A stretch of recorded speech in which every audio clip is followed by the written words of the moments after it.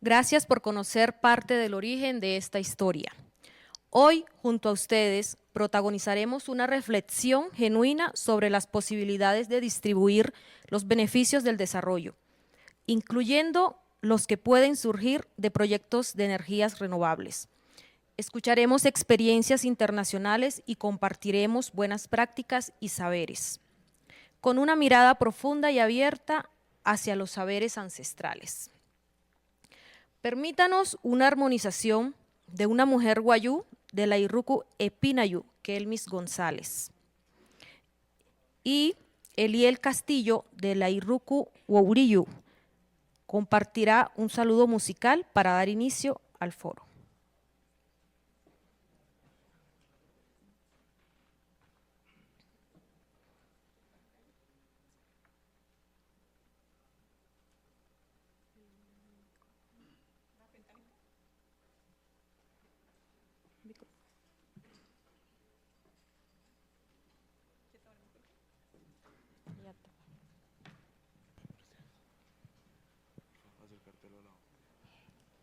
Japintanica. Sokaite. Sokaite. Voy a saludar, hacer un saludo especial a la tierra, porque es mi abuela, es mi mamá, porque es una mujer. Esto, lo que hay acá son sus hijos.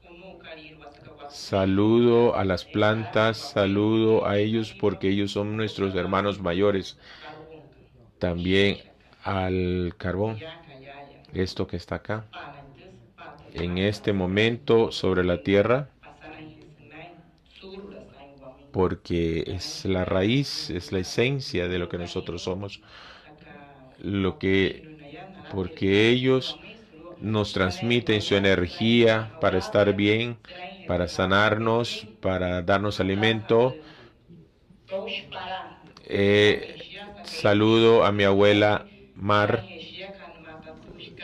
con mi abuelo Sol, a todos ellos, aquellas deidades como Puroi, esa energía que nos envuelve como pueblos, a todos ellos. Mar, que es nuestra gran abuela.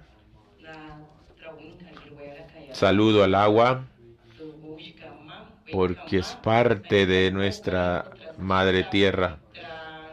Todos los ríos, al mar, a los vientos que silban sobre nuestros espacios, es como sus venas. Todo ello está tejido para bienestar de nosotros. Es un sistema para la vida. Esto es una muestra de nuestra energía para que la valoremos, porque son nuestra esencia, son nuestros abuelos, son nuestros primigenios. Ellos significan como la sangre que corre en nuestro cuerpo. A todos ellos, porque a partir de ellos somos lo que nosotros somos, existimos. Ellos son nuestros mayores. Ellos ya existían y existirán. No son, ellos no dejarán de ser, seguirán existiendo, aunque dejemos de existir. A todas las mujeres que están acá, para nosotros ellos son lo que en verdad son nuestros mayores. A partir de este momento, yo salí de... ellos son los que sostienen el ser guayú, el buen vivir de nosotros. Quiero cantar el canto del viento. Esto es desde nuestra tierra. Se junta estos cantos con las plantas que nos dan la respiración, nos dan el aire que respiramos. Eh, el viento es quien nos acompaña siempre.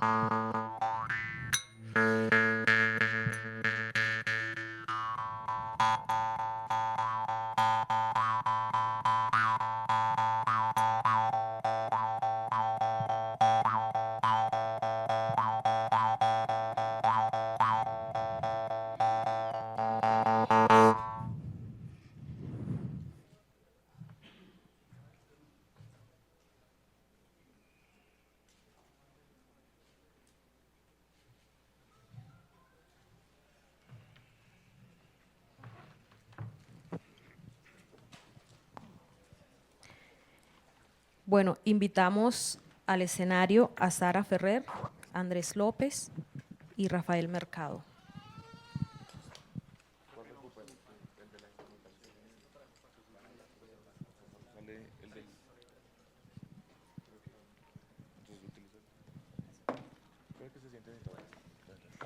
Queremos invitar a compartir un saludo de bienvenida y presentación a las instituciones que han dinamizado el Pacto por la Yanama.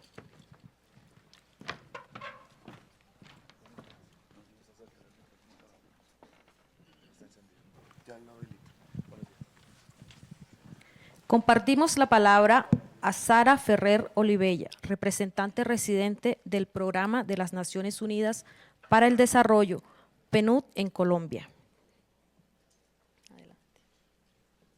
No, yo creo que ahí. Sí. ¿Ahí? Bueno, me dicen que me quede aquí, entonces yo les voy a hacer caso.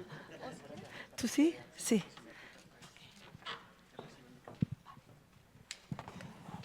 Muy buenos días a todos y a todas. ¿Me escuchan? Aquí mejor. ¿Ya? Perfecto. Pues es un gran honor para mí estar hoy aquí con todos ustedes. Primero porque esto era impensable solo unos pocos años atrás. Y realmente estamos aquí porque el pueblo wayuu quiere que estemos aquí. Esto ha sido una apuesta de construcción conjunta y yo sí quería dar la muy bienvenida al pueblo wayuu que nos acompaña hoy. Quería saludar a mis panelistas, a mis colegas que forman parte de esta alianza y esta apuesta de trabajo conjunto, a Rafael Mercado, conocedor del ser wayuu, a Andrés López de la Universidad del Rosario y todos los compañeros wayús que nos acompañarán aquí, colegas del gobierno, del sector privado, de la academia y, por supuesto, a nuestros invitados internacionales que nos vienen acompañando para contribuir con su experiencia. Para el PNUD, para el Programa de Desarrollo de las Naciones Unidas, esto es una apuesta importante en el sentido que a veces hablamos, pero no nos escuchamos. Y este diálogo intercultural que hemos estado acompañando desde el 2020 ha sido una apuesta por conocernos el uno y el otro.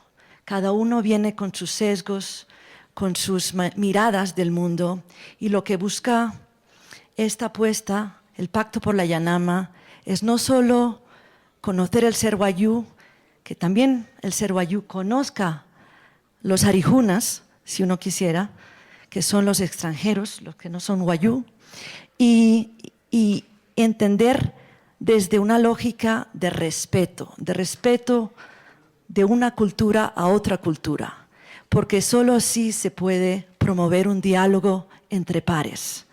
Y solo así uno puede entender el por qué hay una relación distinta con el territorio y con la naturaleza.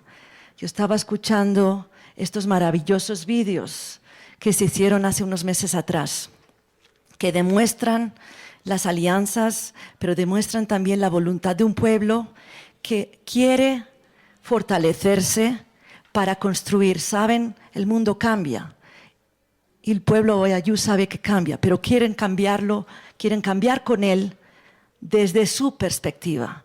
Y por eso es tan importante este espacio en el cual hay varios modelos de desarrollo, tanto social como económico y sostenible. Y esta mirada del pueblo wayuu, ellos sintiendo que se tienen que unir también para defender esa cultura y esa diversidad. Y para mí, este espacio que tenemos aquí, este foro internacional, es con la voluntad de conocer qué está haciendo el pueblo wayuu, pero también traer otras experiencias internacionales de pueblos indígenas, de cómo han acompañado los cambios, en este caso las transiciones energéticas. No es fácil, toma tiempo y quieren y son voluntades que se unen. Lo decían anteriormente, uno puede escuchar desde muchas partes, pero los wayús escuchan desde el corazón.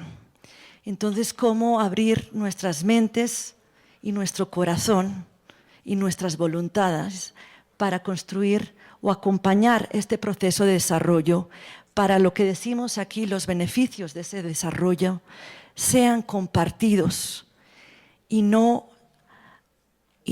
sirvan para unos y no otros? Esta alianza de la Universidad del Rosario con el pueblo wayú y el PNUD es una alianza que seguimos, es una plataforma, el Pacto por la Yanama. Hoy estaba muy privilegiado porque me hicieron mi símbolo y no me pusieron que yo era del PNUD, yo era del Pacto de la Yanama. Entonces yo la más orgullosa en ese. Pero para decir que queremos que sea un espacio enriquecedor, yo les invito a escuchar. La calidad de las conversaciones, como nos decía Otto Scharmer del Presencing Institute, quien nos ha acompañado al pueblo wayú, ha acompañado al PNUD, nos ha acompañado a todos. La calidad de la conversación y la construcción de propuestas depende de esa calidad de escucha. Yo espero que escuchen no solo desde sus mentes, desde sus oídos, pero también desde el corazón. Y les deseo que sea un espacio muy, muy enriquecedor para todos y saber que las transiciones pues, son lentas, pero el propósito es que sigan el camino que tengan que seguir con la voluntad de los pueblos que habitan ese territorio. Muchas gracias.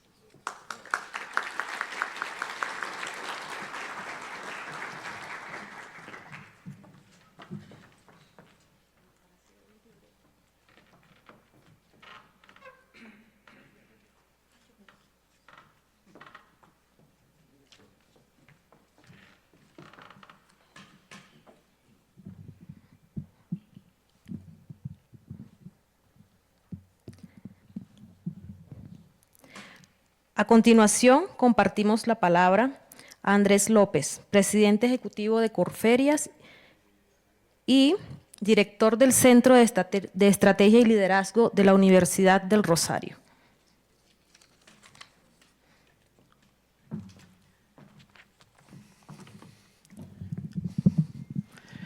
Muy buenos días para todos. Un saludo muy especial al aula que nos acompañan el día de hoy, a todas las autoridades del pueblo wayú. Sin lugar a dudas, un saludo muy especial a nuestros grandes amigos y aliados del PNUD que hacen posible este importante escenario de diálogo, escucha y conversación. Querida Sara, gracias por tu confianza. Apreciado Alejandro, muchas gracias igualmente por el liderazgo que se ha tenido. Blanca, Alberto y tantas personas que han hecho posible todo este escenario. Saludo igualmente a Lina Asensio, coordinadora del Centro de Estrategia y Liderazgo, que con su entusiasmo y dedicación ha hecho posible igualmente que estemos en este punto. Muchas gracias, Lina, por toda tu entrega. Igualmente quiero saludar no solamente a quienes están aquí presentes, sino también quienes nos están siguiendo vía conexión virtual. Para que ustedes sepan, este foro se está transmitiendo igualmente para todos aquellos que no pudieron estar presencialmente con nosotros. Tenemos más de 100 personas conectadas, no solamente a nivel de Colombia, sino a nivel internacional, y les expreso igualmente un saludo muy, muy especial. Cuando nosotros fuimos invitados a desarrollar este proceso de conversación, siempre existió una premisa básica y fundamental, y era el que íbamos a trabajar con y no para el pueblo wayú. Esa es una preposición distinta, pero que sin lugar a dudas da un enfoque muy diferente a cómo se hacen las cosas. Vamos a trabajar con el pueblo wayú y no para el pueblo wayú. Y eso significaba desde el comienzo un ejercicio de co-creación. Un ejercicio de partir desde el entendimiento de la realidad local, de sus necesidades, de sus intereses, y que sea precisamente el pueblo wayú el protagonista de este diálogo y de esta conversación. Y esto era así porque el reto al que nos enfrentábamos no era nada más y nada menos que el de la interculturalidad. Y sabíamos que de por medio nos íbamos a encontrar con modelos y visiones de desarrollo totalmente distintas. ¿Y cómo podríamos ser nosotros capaces, desde esa diferencia, desde esa pluralidad de visiones de desarrollo, construir un buen vivir para La Guajira y el pueblo guayú? Los retos no fueron menores, porque nos empezamos a enfrentar con concepciones muy distintas a las que hemos estado acostumbrados. Empezando, por ejemplo, por entender cómo el territorio se identifica con el ser humano, cuando categóricamente nos han enseñado a nosotros que pueden ser sujetos distintos, pero para el guayú no lo es. El territorio y el guayú son uno mismo, y como tal se proyectan y se dan en una cosmovisión. O temas tan complejos como el tiempo. Nosotros muy acostumbrados a manejar nuestro reloj absolutamente lineal, y ese reloj empieza a arquearse alrededor del fuego y nos empieza a mostrar que no es absolutamente lineal, sino circular, y que el tiempo, que es pasado, presente y futuro, entra en una espiral que desde Occidente nos cuesta comprender, y esa manera de abordar el tiempo determina sin lugar la forma de conversar. En lo personal, y les comparto desde mi experiencia académica, yo comparto con mis alumnos sobre juntas directivas, cómo ser absolutamente eficiente en una junta directiva, cómo estar enfocados en los resultados, cómo optimizar el uso del tiempo. Y llego yo al territorio guayú y me doy cuenta que esa aproximación de ver cómo podemos ir muy rápido hacia el objetivo y lograr un acuerdo que logre una estabilidad jurídica para salir y seguir al siguiente punto, no era absolutamente pertinente, porque el tiempo y la forma conversacional y el diálogo al que nos invitaba el guayú tenía una forma de aproximarse de forma distinta. Territorio y ser humano, lo mismo. Tiempo de naturaleza circular. Diálogo no con un enfoque ágil, eficiente, de búsqueda de una solución, sino de construcción, de confianza, empatía y entendimiento del otro. Pero lo interesante fue que cuando empezamos a hablar con las empresas, y las empresas nos hablaban que su mecanismo de diálogo era la consulta previa, ellos mismos se habían dado cuenta que ese sistema de diálogo no estaba funcionando. Porque si las empresas querían tener una relación de mediano y largo plazo, la consulta previa no era el mecanismo adecuado. Claro, había sido un mecanismo construido desde Occidente para garantizar un objetivo empresarial de seguridad y estabilidad jurídica, pero no estaba representando la necesidad de construir una alianza única basada en la confianza y en la empatía para construcción de proyectos de largo plazo. Es decir, las mismas empresas nos estaban diciendo que el mecanismo de diálogo y conversación tradicional que venían empleando y el que estaba dotado de la legalidad y la certeza jurídica no era el adecuado y no era suficiente. Y es allí cuando el Pacto por la Yanama, liderado por el PNUD y construido con el pueblo guayú, empezaba a dar unas luces de cómo abordar estos temas.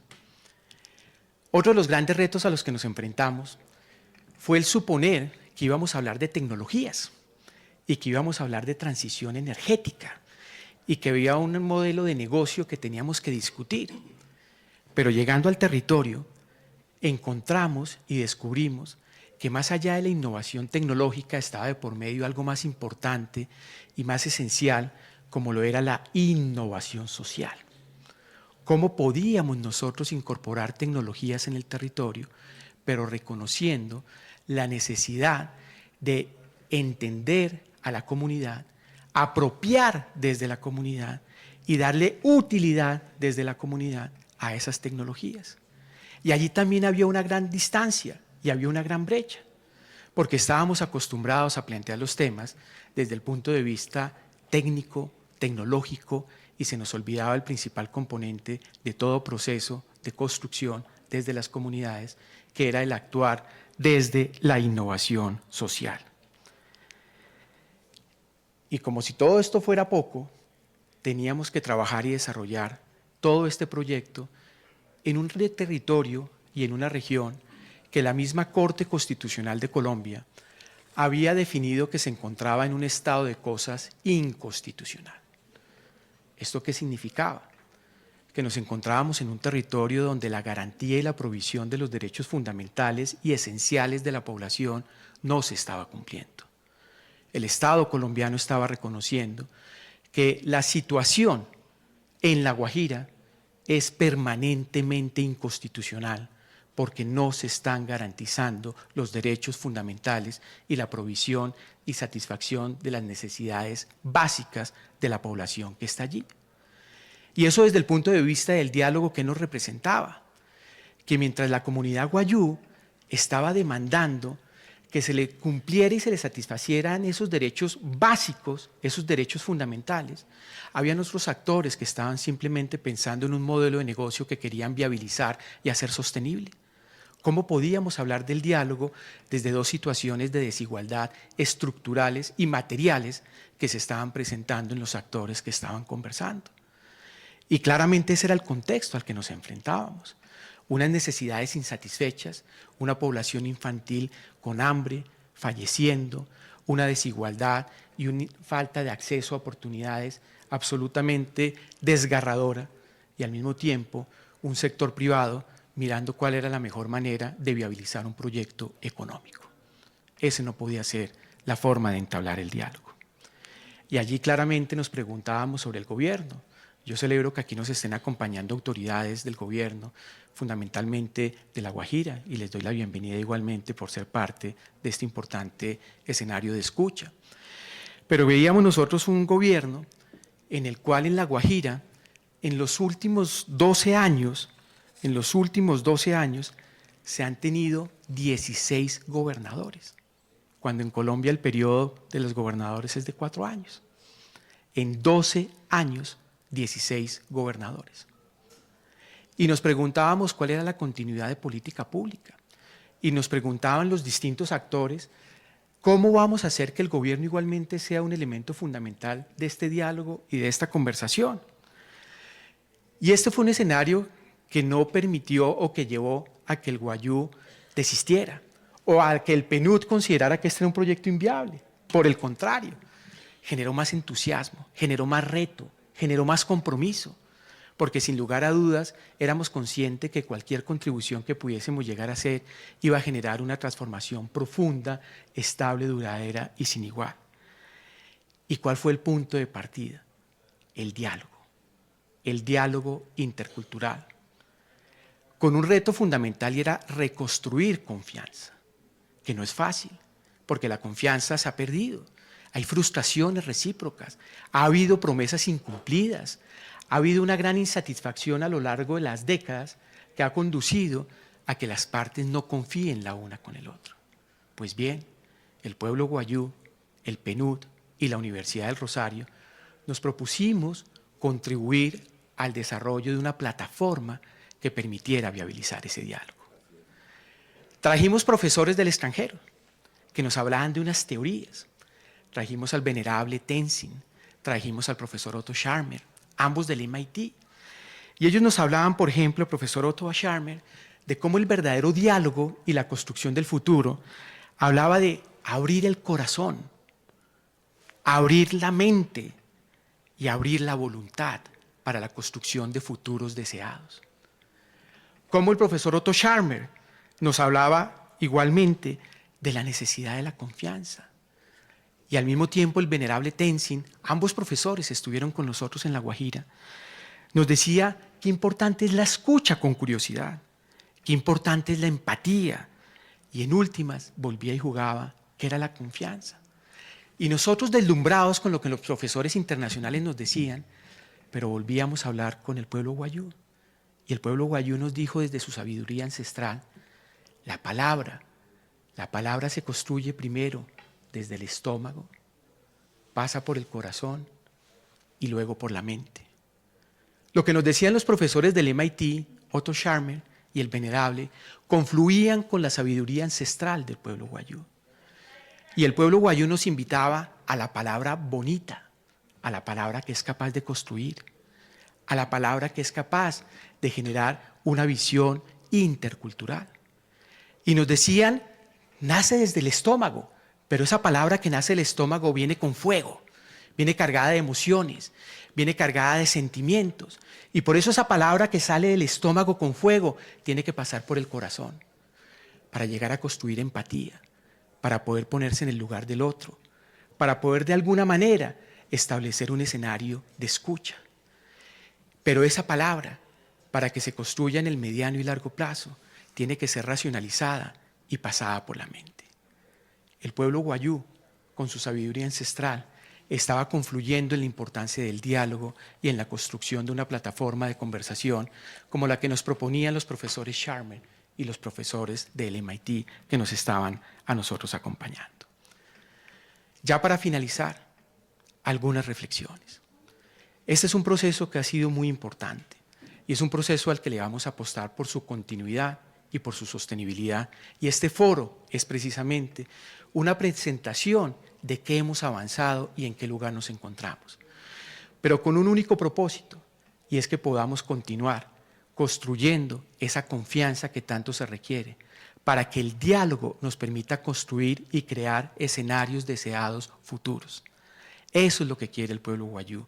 Eso es a lo que invitamos al gobierno. Eso es a lo que invitamos al sector privado. Que trabajemos con el pueblo wayúu y no para el pueblo wayúu.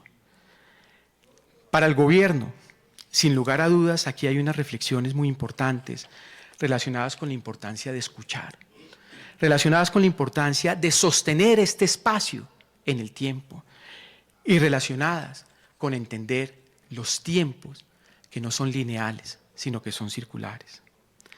Reflexiones para el sector privado, que también se comprometió y trabajó con nosotros.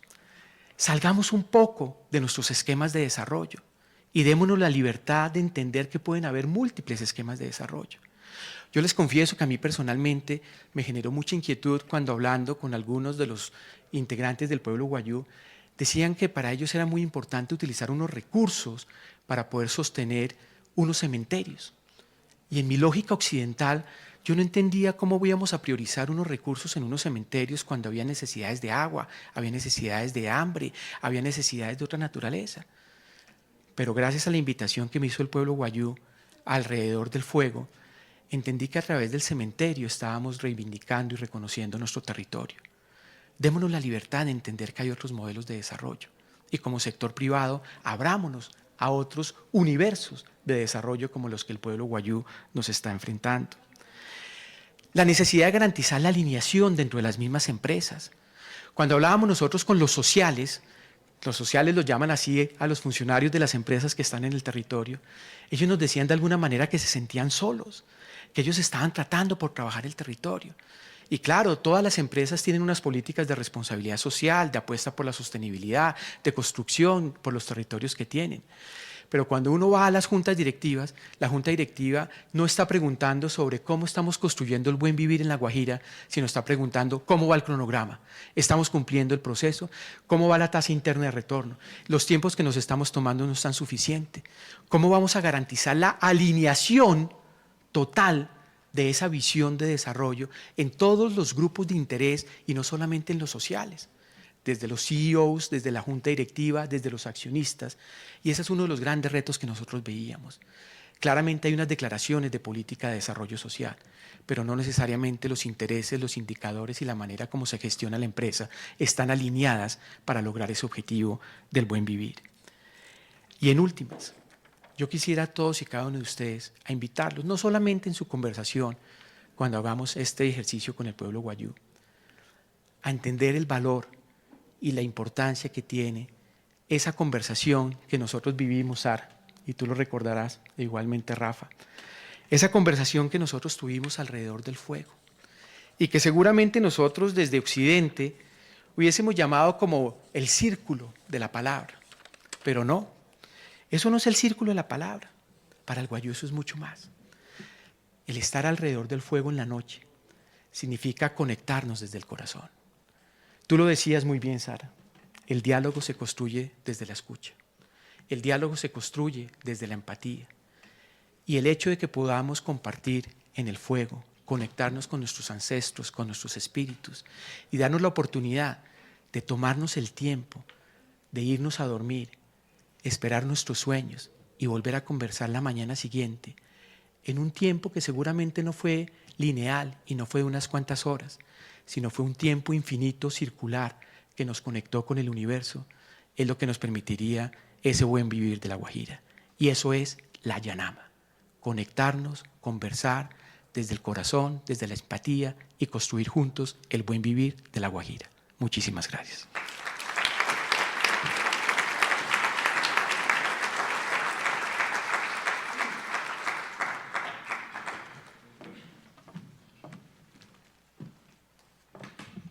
Muchas gracias por sus palabras al doctor Andrés López Valderrama.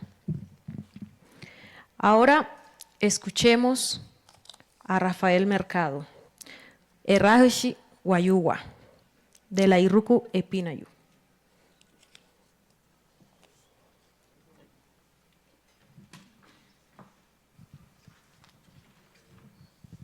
Ajá.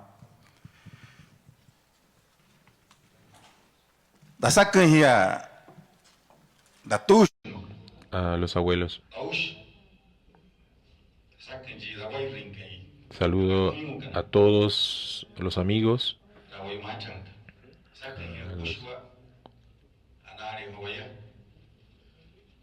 Es que estamos todos, nos hemos encontrado aquí con los diferentes, con los Arijuna que llegaron a nuestros territorios. Escuchamos sus palabras, sus voces. Esas palabras, estas palabras yo lo aprendí desde el arte de compartir en las noches, esas conversas, esos diálogos. Nosotros conversamos en nuestros espacios territoriales para con todos.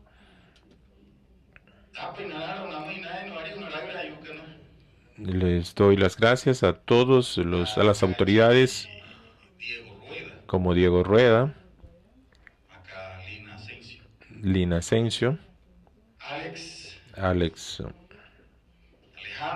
Alejandro, Blanca, Alberto, Andrés. Ellos estaban allá con nosotros. Ahora hay uno nuevo con nosotros, está Juan Camilo. Así es. Lisa Grueso también.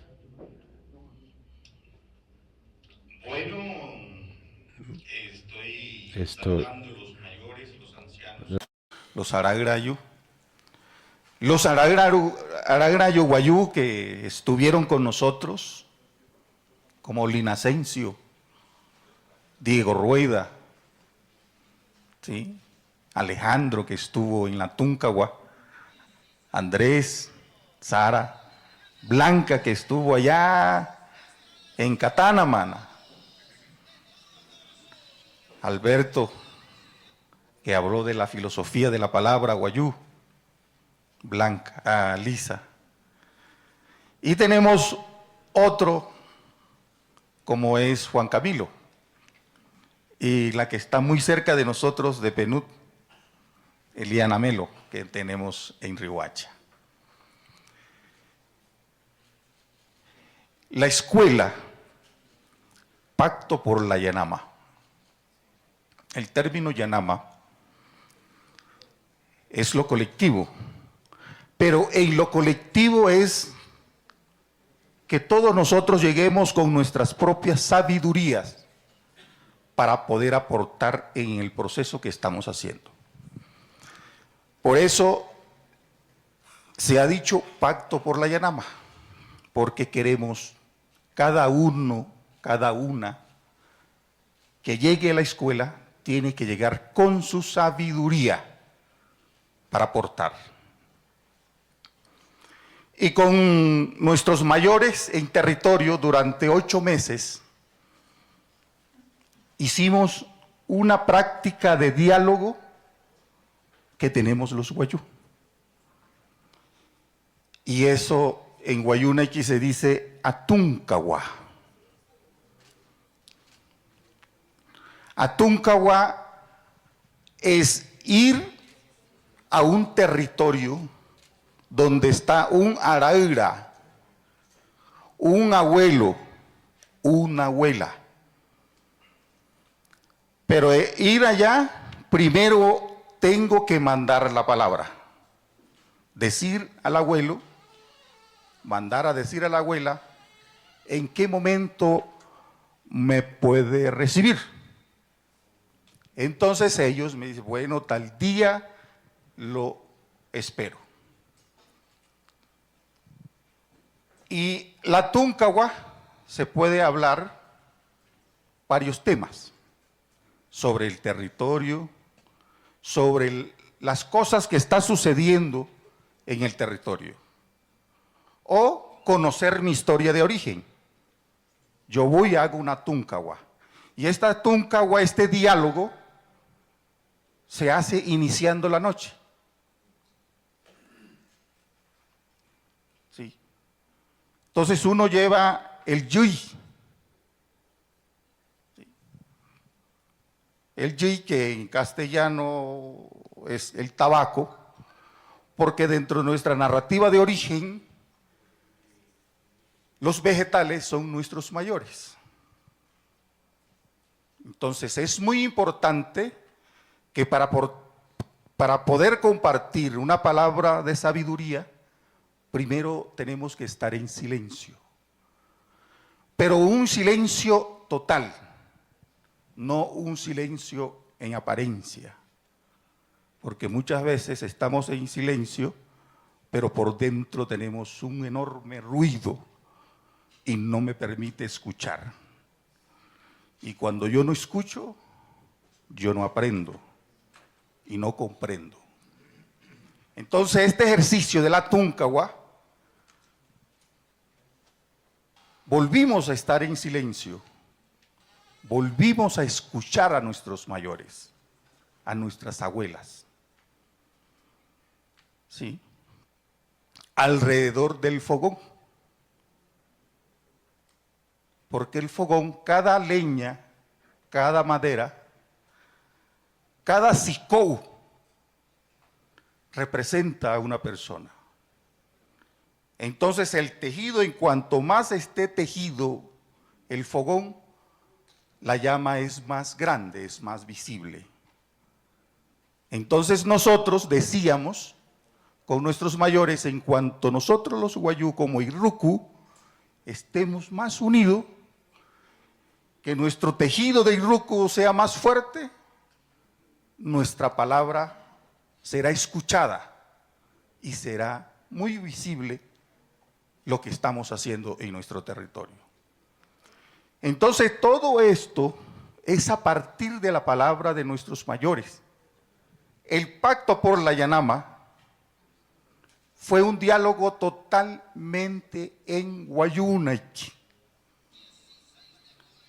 Entonces nosotros nos enteramos, nosotros los que sabemos hablar el español, nosotros nos enteramos que cuando hacemos el diálogo en Guayunequi, los abuelos y las abuelas tienen una libertad de expresar sus emociones, su sentimiento. Y es lo que acabaron de decir. Hay una confianza, hay un respeto, ¿sí? Y una de esas prácticas para generar el respeto y la confianza es la manera como yo, guayú, me presento al guayú. ¿Sí? Por eso nosotros hablamos de la historia de origen. Entonces, la historia de origen, allá en el sector de Jojoncito y Taparajan, Era la primera vez que yo llegaba a ese sector, pero allá hay guayú. Pero ¿cómo me presento para que los abuelos que están aquí, que antes no me decían nieto, solo Rafael? Llegó Rafael, vamos a escuchar a Rafael. Pero cuando yo me presento, es, yo soy Epinayu. ¿Por qué? Porque mi mamá es Epinayu. Mi papá es de la Irruku Pushaina. Entonces yo, Epinayu, soy hijo de Pushaina. Pero resulta que el papá de mi mamá es Irruku Husayu. Entonces yo, Epinayu, hijo de Pushaina, soy nieto de Husayu. ¿Sí? Entonces cuando yo me presenté así, Rafael se desapareció. Porque habían Pushaina y habían Husayu, los abuelos que están aquí, empezaron a llamarme nieto, hijo. Entonces así se genera confianza desde la ley de origen de la Seiruku. También se lo compartimos a Lina, a Diego, a todos que estuvieron allá. Tiene que, su título no importa, no sé qué título académico tiene, eso no importa. Para nosotros los guayú, los abuelos, es su historia de origen. ¿Cómo se llama el territorio de donde vienes, donde naciste? Tus abuelos, tus abuelas, tu papá, tu mamá, tus hermanos. Eso es muy importante para nosotros los guayú. Claro, Lina, hasta el profesor Otto Scharmer también contó su historia de origen. El venerable Tenzin también contó su historia de origen. Y ellos participaron en la Tonkawa. Se sentaron alrededor del fogón. Compartieron sus sueños con nosotros. Entonces la escuela Pacto por la Yanama es una escuela que camina el territorio de la Seiruku Guayú. Es una escuela que duerme en los territorios de la Seiruku. Es una escuela que sueña en los territorios de la Seiruku y comparte su sueño. Entonces esa es la dinámica de diálogo que nosotros tenemos. Y los abuelos nos dijeron, "What pasar is what patuputchka." Eso ane yo tirawamase. Eso ane ashawa. Tu yo tirawaka, shane vaya canwan tirari. En cambio, la conversa, el diálogo, es lo que decía Andrés, como lo hace el palabrero. Como ejemplo, el palabrero construye diálogo, construye la palabra. La palabra es la que en verdad le da poder, le da presencia. Durante 8 meses dijeron, oiga, pero tenemos 2 maneras de diálogo. Hay un diálogo que se llama Yotiragua. Yotiragua es cuando nos encontramos como amigos, compartimos un café, agua, chicha, chirrinchi. Sí, ese es Yotiragua. No compromete a nadie, solamente los amigos y compartir palabra. Mientras que el diálogo Ashahagua es la voz colectiva de una Irruku, de un territorio. Por eso el Guayú Puchipu es un experto en Ashahagua, porque él se sienta y comparte esa palabra por medio del diálogo, pero esa palabra es tejida a partir de muchas palabras, de muchas voces de una Irruku, de un territorio. ¿Sí? Entonces, por eso que los abuelos, cuando escuchan la palabra Yotiragua, no les importa mucho. Ah, sí, están dialogando cosas. Pero si cuando haya agua, ajá, entonces se acerca, porque por medio del agua se aprende, se conoce el territorio. Entonces esto, la escuela nos ha permitido a nosotros los Wayuu dialogar sobre nosotros mismos. ¿Sí? La primera Tuncagua, aquí está los abuelos, cuando hablábamos de la transición, cuando escuchaban de los conflictos en los territorios, los abuelos dijeron, si ustedes vienen aquí a dialogar sobre cómo se va a hacer y cómo se va a construir los paneles solares, cómo se va a construir los molinos, nosotros no queremos. Y le decimos, no, primero para llegar allá vamos a conocernos. ¿Sí? Vamos a hablar desde lo Wayúa. ¿Sí? ¿Qué es lo Wayúa? Decían los viejos, siete sulu mauria te semai wahat hemusuhate keireka guay. Wayúa. Entre lo ancestral y lo que... Lo que hemos sido, lo que somos ahora. Y en el ahora, ¿cómo pensamos para seguir siendo Wayuu? ¿Sí? Entonces, todo esto que tuvimos en el diálogo, tuvimos ese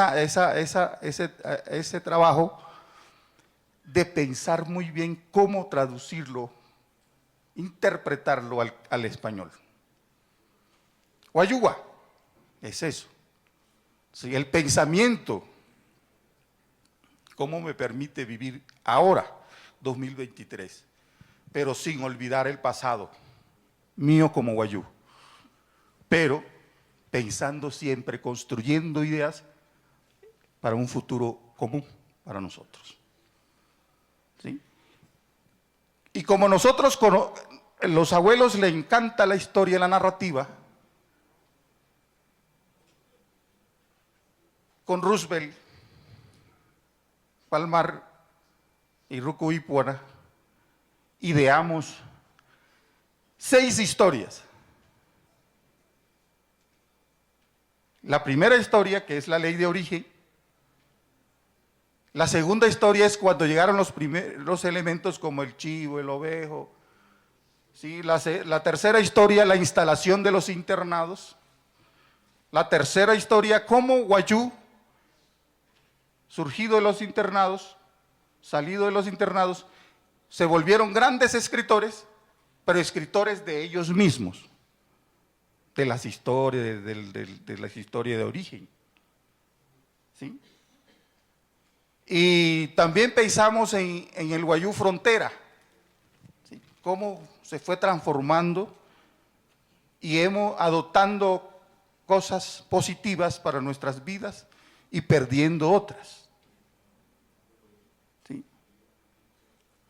Y nos encontramos con la palabra Cuyamari, Chihuayú Cuyamay. Entonces, en estas 6 historias, le dijimos a los mayores, Wayuu, criador de ovejo. Después, una época, el Wayuu escritor. Otra época, el Wayuu camión, que se me estaba, cómo los Wayuu se volvieron conductores mecánicos sin haber ido a las universidades a estudiar mecánica diésel, pero allá mismo aprendieron y desarmaban el motor de sus camiones, ¿sí? Y así fuimos orientando a los abuelos hasta que hablamos de un árbol que está en todo el territorio, que se llama Aipia. Y resulta que Aipia en castellano podemos hacerlo como te quiero mucho árbol. Entonces, Aipia sirve para construir nuestra casa.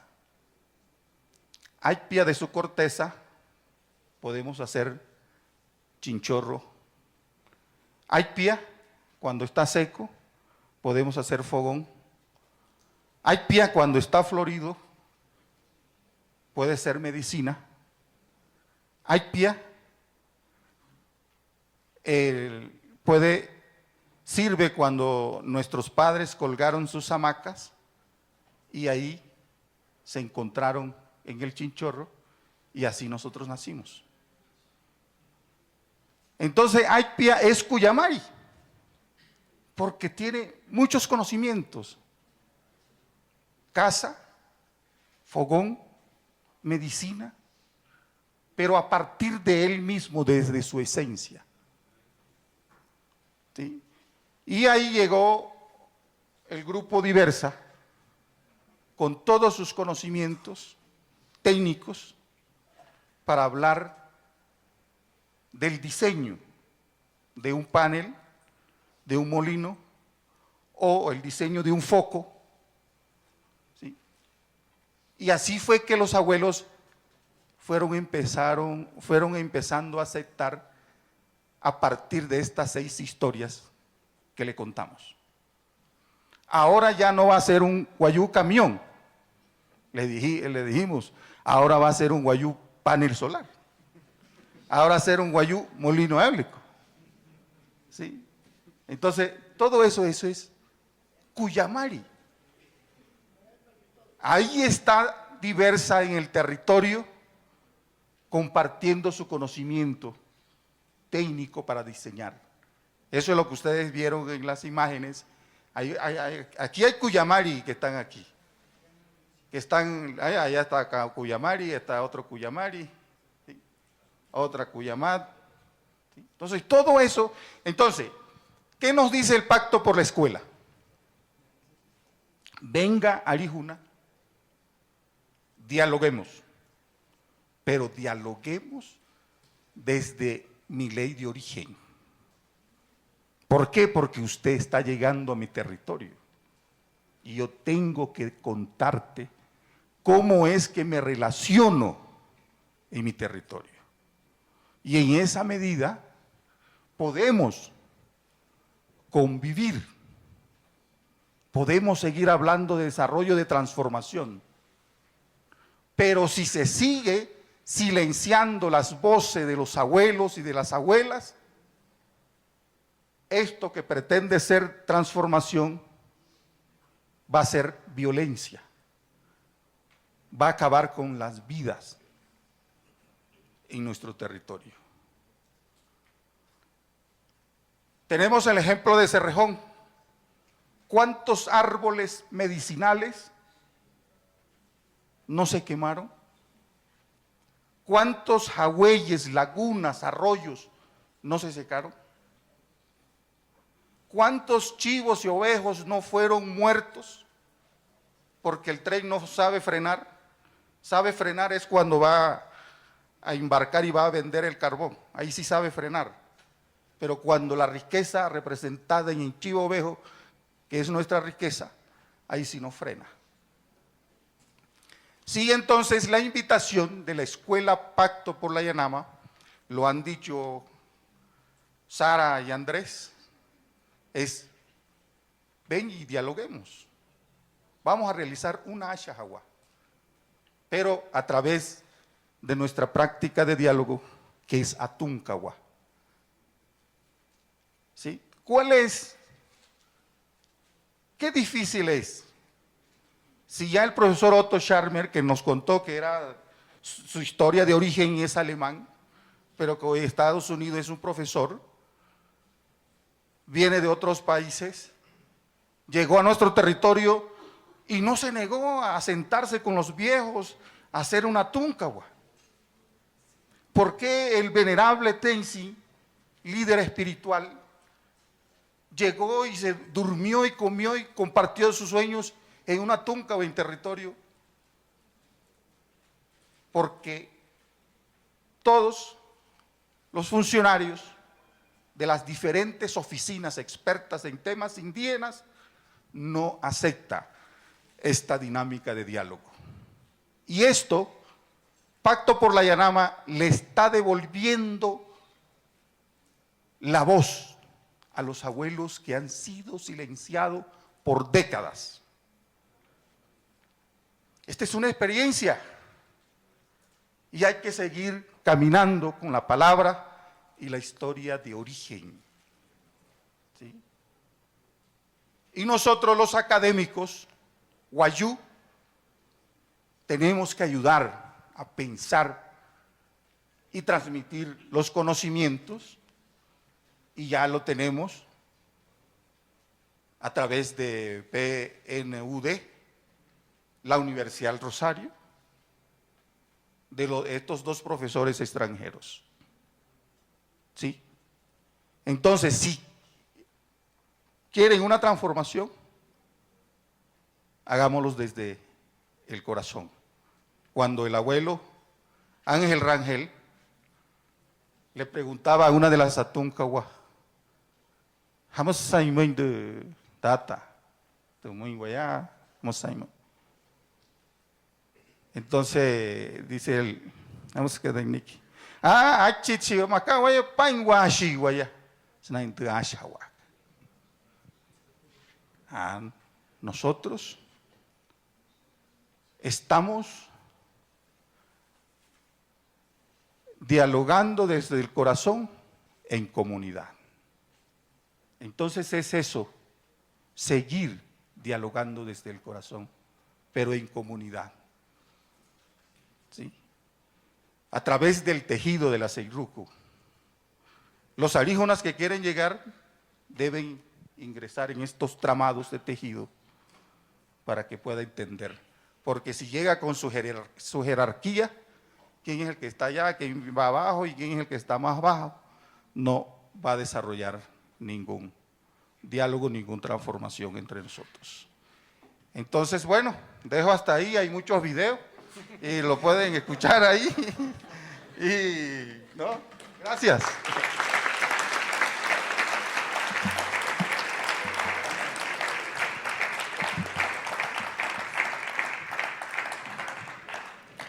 Muchas gracias por sus palabras de bienvenida. Para comenzar esta gran conversación, les invito a abrir su mente y sus sentidos a una historia que comienza hace miles de años. Presten atención a los siguientes 2 minutos, donde nuestra palabra les contará ese principio que en la ley de origen nos trajo a la vida. Con la naturaleza y el cosmos, una historia sobre el comienzo del ser Wayuu.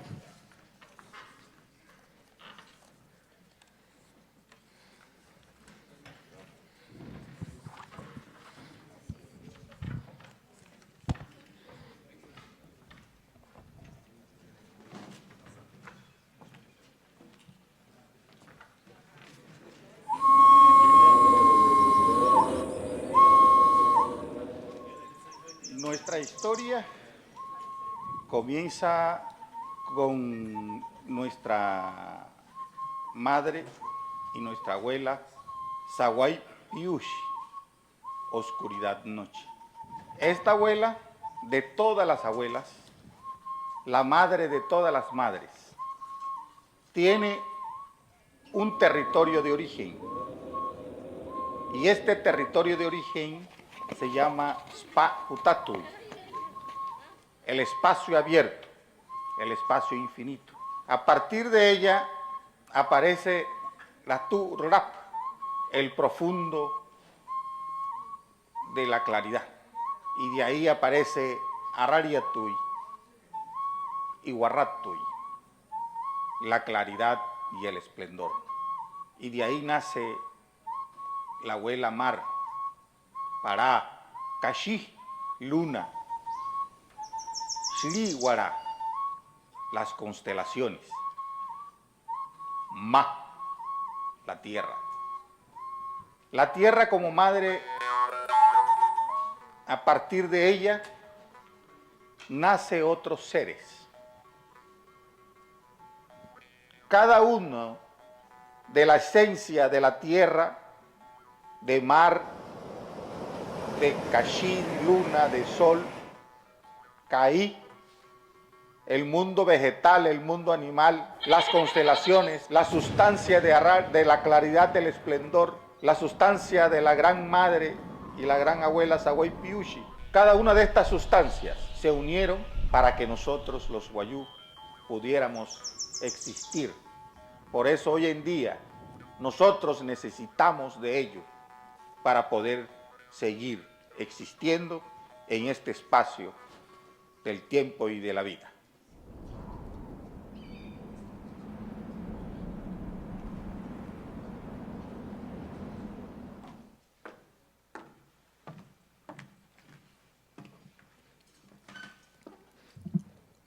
Durante toda la jornada les compartiremos más de estas historias que les cuentan sobre nuestra ley de origen, a través de nuestra palabra, y les relatan más sobre esta visión del buen vivir, la armonía y el aprecio de la cultura ancestral.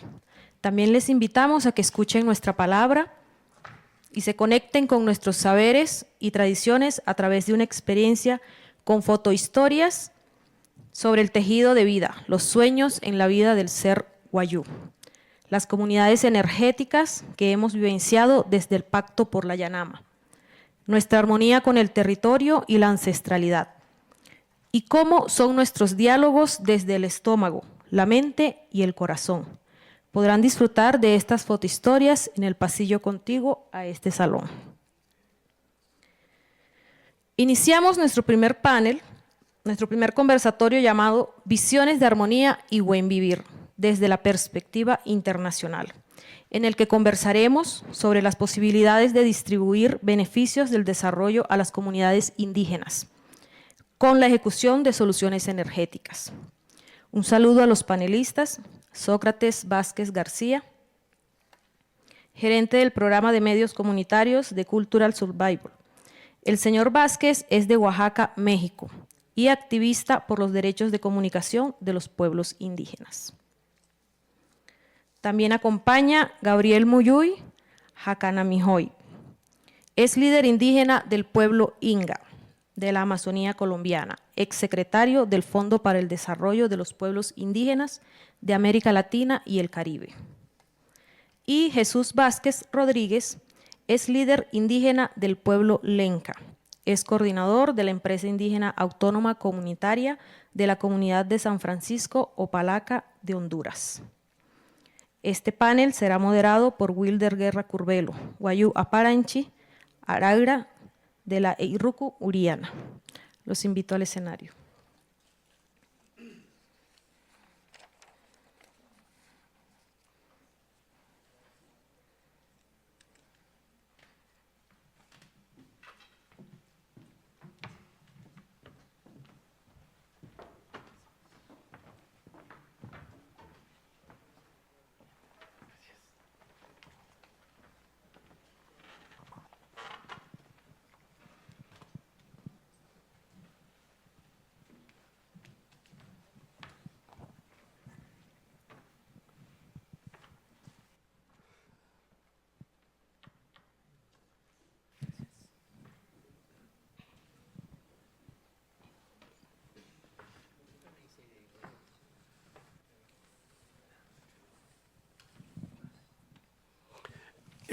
Un saludo a todos los asistentes, un saludo a los panelistas, a la entrada a este hermoso salón.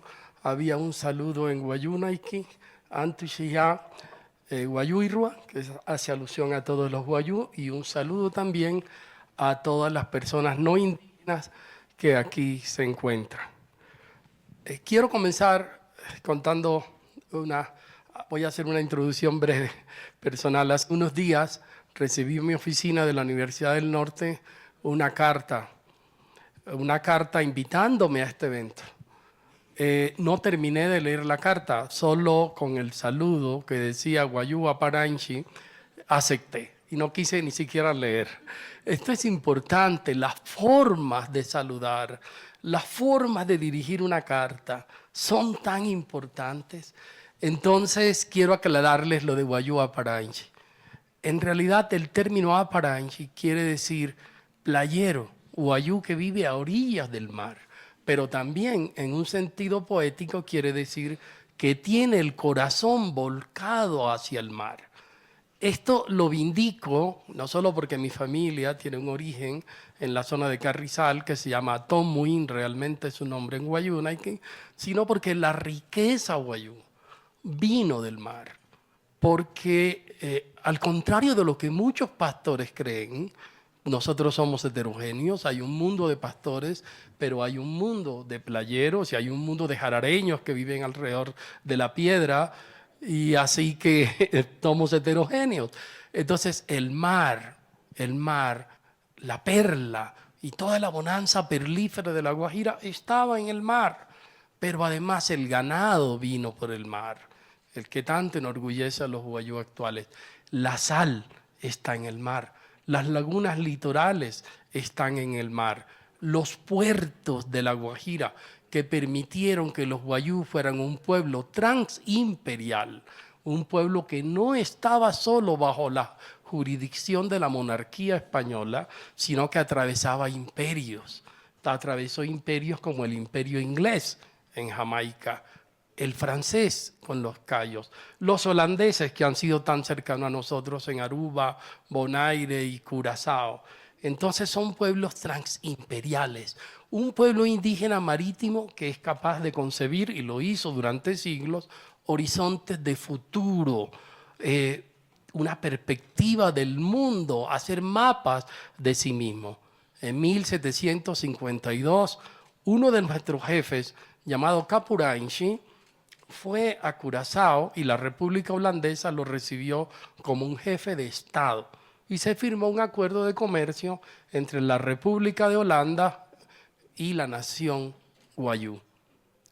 Los Wayuu saben de negocios, saben de utilidades y de pérdidas, son sujetos colectivos, pero también tienen expectativas económicas.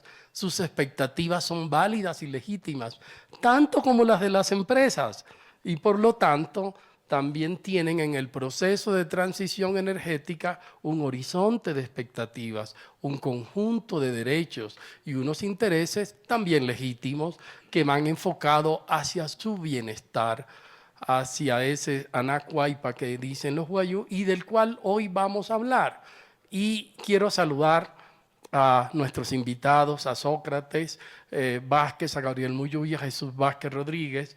Y vamos a empezar a hablar de un concepto que parecería ser universal, desarrollo, que parecería ser un ideario compartido por todos los pueblos, pero viendo el origen de la palabra desarrollo, viendo cómo es un hijo de la razón y de Occidente, y viendo cómo el presidente Truman en su famoso discurso ante las Naciones Unidas, después de la Segunda Guerra Mundial, declaró que había un mundo de países desarrollados y los que no estaban allí, por supuesto, eran subdesarrollados. Entonces, el desarrollo sigue siendo un concepto inestable, un concepto que hay que ponerle prefijos como etnodesarrollo, ecodesarrollo o adjetivos.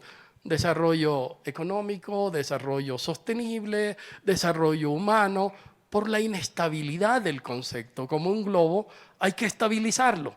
Entonces, siempre estamos en construcción de ese concepto que parte de una metáfora biológica y que cree que esa semilla de un árbol de trupillo, por así decirlo, tiene que ser necesariamente al final para todos el mismo resultado. Pasa por infancia, por adultez, por madurez y llega al final. Pero justamente, y lo veremos ahora, los pueblos indígenas y otras sociedades del mundo pueden tener visiones diferentes acerca de este concepto de desarrollo. Entonces voy a empezar, empezaremos de mi lado, de la derecha, hasta allá con la pregunta. ¿Cómo ven hoy en día el concepto de desarrollo desde sus respectivas experiencias, conocimientos y desde sus respectivas sociedades? Bueno, todos tengan muy buenos días y para mí me siento muy alegre de estar en este foro hoy. Y bueno, para mi parte aquí, yo también creo que en mi informe del proyecto indígena comunitario del departamento de Intibucá, creo que también van a tener el honor de ver un pequeño video, creo también. Yo soy de la etnia lenca. Yo vengo de una familia que mi abuela fue una mujer que luchó defendiendo los recursos de la naturaleza, el río, el bosque, y era una señora descalzo, y entonces yo vengo de esa descendencia de mi familia. Y nosotros venimos de una comunidad que no tenemos energía, no contamos con energía, pero sí contamos con lo que es el recurso natural, que es el bosque, el agua. Contamos con mucha agua. Entonces se nos dio la idea desde el año 2019 empezar a gestionar un proyecto de energía comunitaria, que a través se consiguió un fondo del PNUD, del programa Pequeñas Donaciones, que se empezó con $150,000, que eso nos fue para empezar. Pero más que todo, como se está hablando de cómo socializar un proyecto en nuestra comunidad, se empezó a hacer asamblea, cabildos abiertos, se hizo una consulta libre, previa e informada, donde se hizo un ejercicio de votación, que si toda la comunidad, todos los vecinos estaban de acuerdo al proyecto. Y en el escrutinio salió que toda la mayoría votaron que sí estaban de acuerdo al proyecto. Hubo un total de 113 votos que votaron que sí y solo 3 votos que no. Entonces eso nos sirvió a nosotros de cómo empezar al proyecto. No teníamos conocimiento que era un proyecto de electrificación comunitaria. Tuvimos una experiencia, o fuimos a otro lugar a tener una experiencia cómo funciona un proyecto de electrificación comunitaria. Eso nos sirvió a nosotros para un conocimiento, para así motivar a la comunidad. También en nuestra comunidad, allá también se practica mucho lo que es la cultura. Se hace la cultura lenca, se hace la cultura de la madre tierra. También se hizo una cultura en el nacimiento del río Zarco, donde ya se hizo lo que es la represa, ya se hizo una parte de la tubería. Ahorita vamos en la segunda etapa, que solo falta casa en máquina. Se va a llegar de repente hasta este otro año, se va a llegar hasta como en el centro educativo, casa comunal. El proyecto va a ser autónoma. Autónoma es que nosotros, la comunidad, es la que va a decidir, la comunidad va a manejar el proyecto. Y también de ahí mismo ya se capacitaron 10 jóvenes, que son 5 mujeres y 5 hombres, para ser electricistas. Y también se están capacitando jóvenes para ser operadores de máquinas operadores de máquinas del proyecto de energía. También se está trabajando mucho en cómo ser sostenible el proyecto. Por ejemplo, para hacer aportaciones, se está haciendo aportaciones de dinero. Ese proyecto ya lograba electrificar, se va a dar una aportación para así nosotros mismos, la comunidad, para hacer sostenible el proyecto. Y yo me siento muy alegre aquí. Yo sé que llevamos un proceso, es un proyecto grande, que lo tenemos en el presupuesto que anda entre 19 millones, que es el presupuesto que lo tenemos. Falta mucho, vamos por una segunda etapa en nuestra comunidad. Y también a través de ese proyecto estamos acompañados con la organización de RDS, de Tegucigalpa. Nos acompañan otras organizaciones para lo que es la gestión. Y yo, más que todo, aquí me siento alegre de estar en este foro y estoy muy animado, y yo sé que voy a llevar una buena experiencia de aquí. Ustedes también, y van a ver en el video, como en el video está todo ahí, cómo se empezó el proceso del proyecto solamente. Sócrates. Sí, bueno, entonces al final podemos poner el video también para que conozcan el proyecto. Pues mucho gusto, como ya escucharon, mi nombre es Sócrates, que nada tiene que ver de mi origen. Soy del pueblo Ayuk, es uno de los pueblos originarios de México. Yo hablo la lengua Ayú, que es mi primera lengua materna, y en la escuela aprendí el español. El pueblo Ayú, que está en el sur de México, en Oaxaca, si han escuchado de Oaxaca, es uno de los pueblos o uno de los estados o departamentos con mayor número de población indígena, 16 en total, solamente en ese departamento, en ese estado.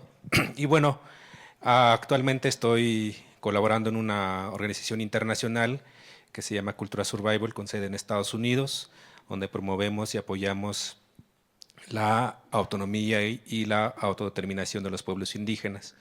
Y en ese sentido también apoyamos proyectos comunitarios, proyectos de comunicación, capacitación en derechos de los pueblos indígenas, difusión de información, entre otras cosas más que hacemos a nivel internacional con pueblos indígenas. Y creo que este espacio es un espacio esencial y fundamental. Me parece que hace falta mucha información con el tema de la transición energética, que está sobre todo en organismos internacionales o en el discurso de académicos o de activistas internacionales, pero hace falta aterrizarlo en los territorios indígenas. ¿De qué se trata esto de la transición energética o la energía verde? Y creo que a pesar de que es un discurso, digamos, con una perspectiva más ecológica, más social, pero lo que hemos visto y lo que hemos mirado es que esta energía sigue siendo, pues, desde una perspectiva genocida, ¿no? Porque si se apuesta solamente a la energía verde en las grandes ciudades, de las grandes empresas, ¿y dónde están estas energías, por ejemplo? ¿Dónde están los minerales de transición, por ejemplo? ¿Dónde está el agua? ¿Dónde está el viento? ¿Dónde están los territorios más cuidados? Están en los territorios indígenas.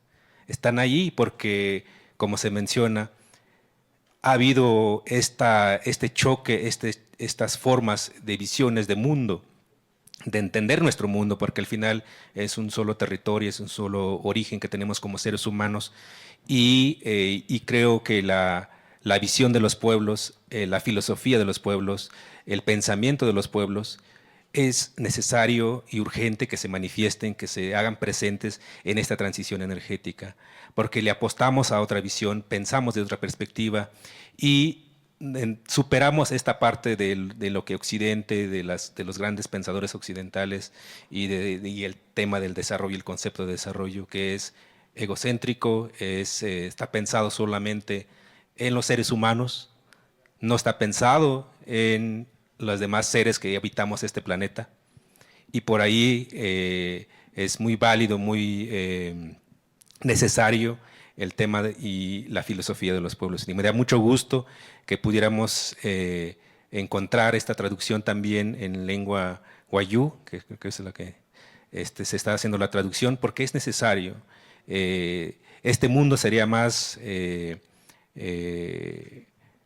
viviría más en paz, viviría desde una perspectiva más armónica, equilibrada, si reconociéramos los aportes que han hecho los pueblos indígenas al mundo, ¿no? Y creo que el tema del concepto de desarrollo y cómo se ve desde los pueblos, pues netamente es todo lo contrario a lo que nos han mostrado o nombrado como desarrollo, desde estas grandes visiones, desde el mirar al otro como inferior, desde mirar al otro como que tiene que superar, tenemos que dejar de ser indígenas para ser desarrollados, tenemos que dejar de hablar nuestra lengua para que podamos hablar inglés o español o francés, las lenguas de las colonias, ¿no? Eso es lo que promueve el desarrollo. Y la educación, las educaciones de los estados-nación, que apenas llevan, sobre todo en América Latina, 200 años, y cuántos años llevan nuestros pueblos, nuestras comunidades en estos territorios. Y me parece es importante ese diálogo, ¿no? Que hay que mirar a los territorios indígenas como territorios en resistencia y territorios en diálogo y territorios que en donde está el futuro de la humanidad, me atrevo a decir, porque si a lo largo de estos tiempos de la colonia, el tiempo de la época independentista y ahora de la nueva colonización llamada desde la energía verde, es importante ver cómo los pueblos han mantenido estos territorios, desde esta armonía, desde esta visión, y creo que es ahí la apuesta Entonces, que hay que mantener, que hay que reconocer, sobre todo, creo que ese es ese diálogo de pares, ese diálogo de iguales, no mirar esta parte de la historia de nuestros pueblos como la historia trazada, la historia que hay que olvidar para que aspirar al primer mundo, ¿no? Como lo llama el desarrollismo, ¿no? Entonces, es importante este concepto como nombrarlo desde nuestros territorios, como el buen vivir es una traducción, pero hay buenos vivires en cada territorio, en cada concepción, desde a partir de nuestra lengua. Entonces, esa sería mi primera intervención. Gabriel. Bueno, Puangue, Huasquecona, Panecona, Yachasinche, Guayú, no Caganecone, Huasquecona, Micanche. Pai señor, pai mamita, convidadas camanda, cae reunión. Muy buenos días, hermanos y hermanas. Mis respetos a los sabios Guayú, un saludo fraternal. Muchas gracias por haberme invitado a este diálogo. De verdad, lo que alcancé a escuchar de la primera parte, me impresionó mucho lo que nos dijo Rafael, la reflexión que nos hizo, y creo que ahí está muchas de las respuestas a la pregunta que usted nos formula sobre la visión del desarrollo.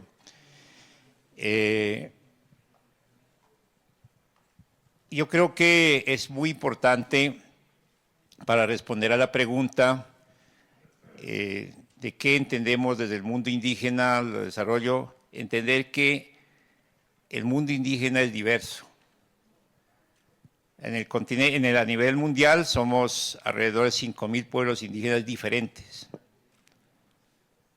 con visiones de la vida, con visiones del entorno, del hábitat, con visiones sobre la humanidad misma diferentes, con una espiritualidad profunda, como la que hemos escuchado en las anteriores intervenciones, con una memoria histórica milenaria que ha desarrollado ciencia y tecnología. Entonces, eso es importante, con unos idiomas que expresan el sentir, el pensar de cada uno de los pueblos. A nivel de América Latina, según datos del FILAC, institución con la que trabajé hasta hace poco, a nivel de Iberoamérica, somos 847 pueblos indígenas diferentes, con situaciones diferentes. Y entonces aquí nomás estamos 4 pueblos presentes, el pueblo Guayú, no, hay muchos más en la sala, por supuesto, digo aquí al frente. Está el pueblo Lenca, el pueblo aquí del compañero, Yuca, pueblo Inga, más todos los que están aquí presentes en la sala. Y estoy seguro que cada uno, si pasara acá a decir qué entiende por desarrollo, lo diría. Yo tuve la ocasión de visitar a muchos pueblos, incluso estuvimos en Honduras el año antepasado, en Tegucigalpa, en un trabajo interesante, y ahí estuvimos dialogando con varios pueblos, entre ellos Pueblo Lenca. También estuvimos en México, en varios eventos, y uno escuchando se da cuenta lo que hay tras de todas estas cosas un poco conflictivas hoy en día, hablando de desarrollo. Colombia, nuestro país, somos 115 pueblos indígenas diferentes. Y creo que la sociedad no indígena no ha entendido todavía eso. No ha comprendido lo que significa eso, esa realidad de la diversidad. A pesar de que está reconocido por Constitución, ha habido un pacto desde el 91 de reconocimiento, un pacto de la sociedad colombiana, oficial. Pero en la práctica no se ha entendido porque impera el monoculturalismo del Estado, de las instituciones, y ese es uno de los problemas del conflicto frente al tema del desarrollo. Entonces, desde el año 90, un poquito antes, a propósito de la aprobación del convenio 169 de la OIT sobre pueblos indígenas y sociedades tribales a nivel mundial, aprobado por la Asamblea General de la OIT, y que Colombia y la mayoría de los países de nuestra región de América Latina lo ha aprobado, por lo tanto está en la obligación de aplicarlo adecuadamente. En Colombia, pues aprobamos nuestra Constitución en el 91, entonces se reconoce la diversidad étnica y cultural de la sociedad, de los pueblos. Surge esta discusión sobre las visiones de desarrollo. Y ha habido debates en el marco del Foro sobre Pueblos Indígenas de Naciones Unidas. En el año 2010 se dedicó exclusivamente a este tema, el foro. Y ahí hay unas recomendaciones y unos mensajes muy interesantes que vale la pena revisarlos para podernos entender un poco más sobre el concepto de desarrollo. Entonces ahí hay un resumen y se hablaba en esa ocasión de que estaba corriendo por América Latina un nuevo paradigma sobre este tema del desarrollo, del concepto de desarrollo, que es bastante difícil a la hora de entender. Y entonces se concluye diciendo que desarrollo desde el mundo indígena es equilibrio. ¿Equilibrio con qué? Equilibrio con todo. Con todo. Armonía espiritual, social, cultural, política, ambiental. Eso es desarrollo. Dice, no lo digo yo, lo dicen las conclusiones del Foro Permanente sobre Pueblos Indígenas, donde confluyen indígenas de todo el mundo, en Nueva York, en la sede de Naciones Unidas, y gobiernos, y empresas, y las agencias de Naciones Unidas. Dice también que desarrollo para los pueblos indígenas es mantener la ley de origen, la ley natural. Eso es desarrollo. En otras palabras, algo que yo escuché del pueblo Kogi, allá en la Sierra Nevada de Santa Marta, acá en Colombia. Estando trabajando con la Presidencia de la República, con el presidente Santos, un día fuimos a visitarlos, allá arriba, en la parte más alta de la región, del territorio del pueblo Kogi, en la Sierra Nevada, y el presidente Santos les preguntó a los mamos qué querían en qué quería que les ayudara para que estén bien.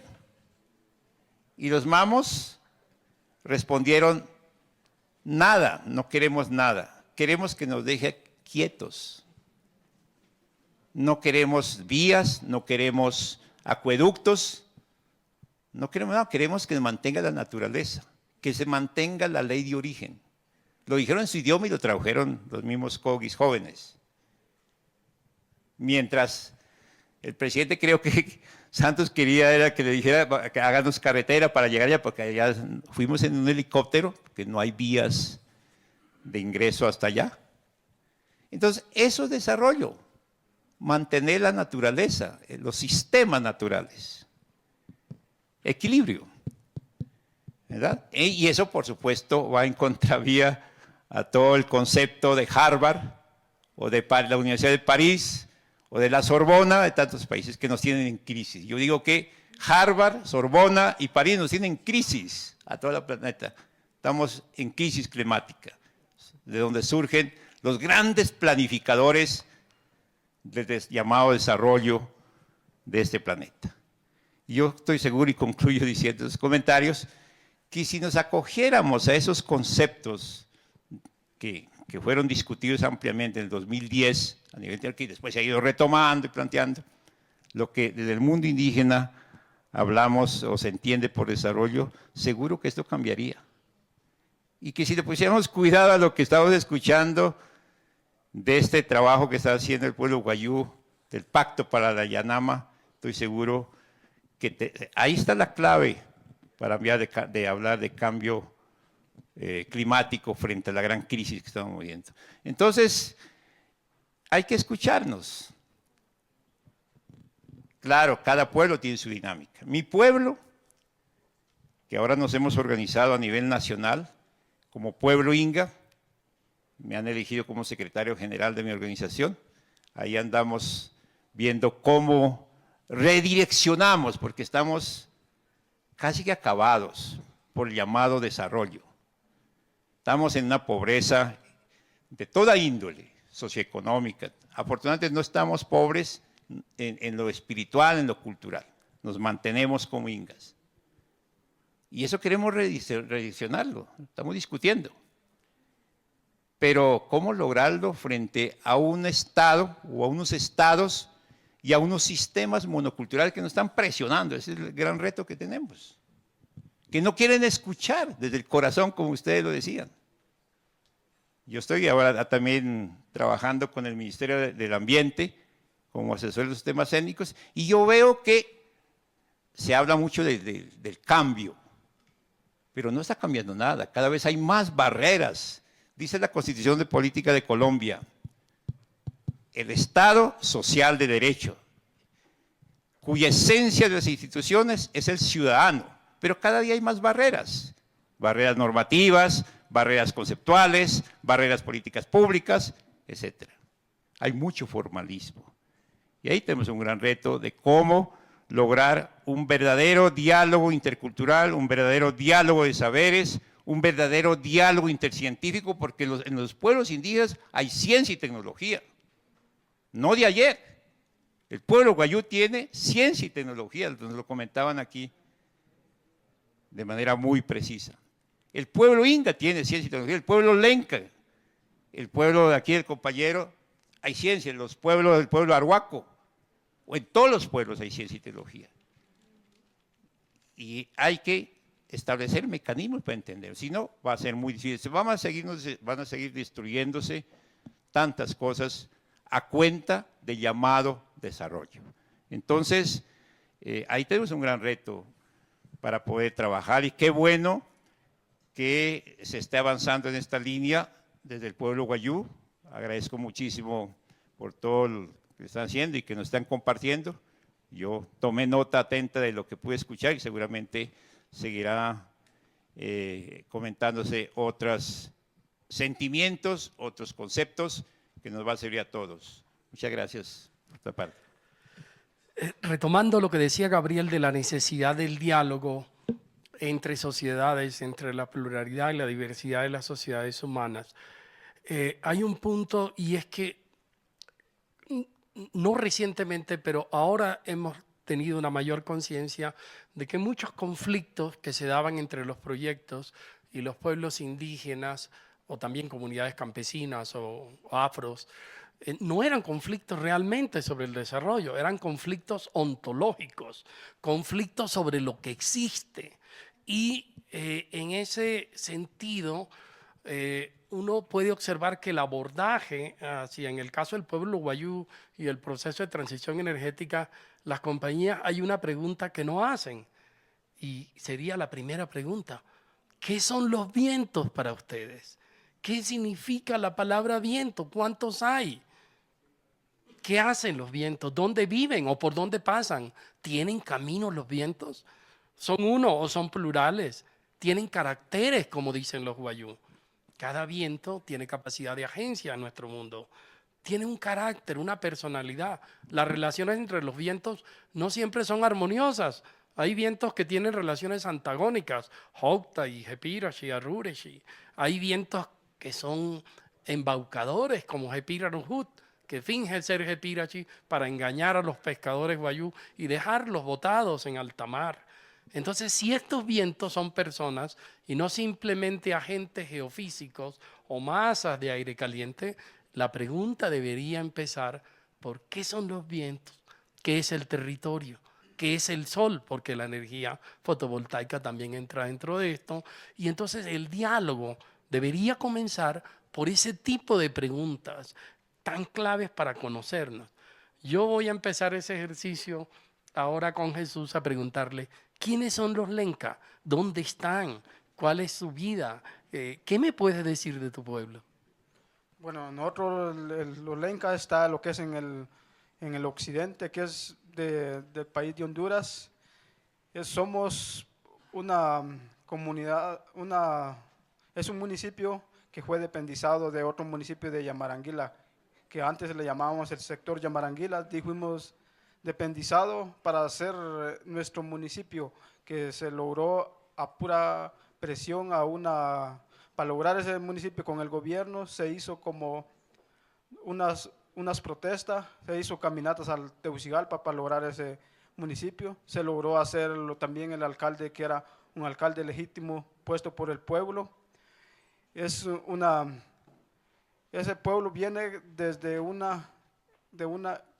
de los antes, de los ancestrales, de los abuelos que lucharon en ese tiempo porque defendiendo el territorio, defendiendo el agua, porque en ese municipio primero iban a hacer una represa que era a través de empresarios, eran dueños de otros países. Entonces todo el pueblo, nosotros estábamos a contra, no a la represa, porque no nos beneficiaba a nosotros, sino que eran los beneficiados, eran los empresarios, los dueños, y nosotros entonces nosotros por eso en esa lucha hemos venido. Y ya ese otro proyecto ahorita no, porque lo vemos que teniendo nuestros recursos, en el mismo convenio 169 dice que nosotros debemos ser beneficiados de los recursos, pero por eso estamos luchando nosotros como pueblo indígena lenca, que hemos sido desabandonados de repente desde los gobiernos de otros países, nos han visto como a menos, pero ya con ese proyecto ahorita hemos tenido mucho acercamiento, reconocimiento de varias organizaciones, porque ese proyecto de energía en nuestra comunidad ya estamos seguros que eso no va a afectar ni va a contaminar el agua, porque solo se ocupa lo que es la presión del agua, la turbina, para que dé vuelta la turbina, para que es un proyecto de energía limpia. O sea, en eso también nosotros estamos luchando, que no se va a contaminar el agua, y también se está luchando para defender el bosque. Más bien estamos sembrando árboles a la orilla del río, y nuestro es lo que tengo. Correcto. Sócrates y a Gabriel les tengo una pregunta. El mundo está innegablemente adentrado en el proceso de cambio climático y, como dijera Naciones Unidas, estamos en un proceso ya de ebullición climática.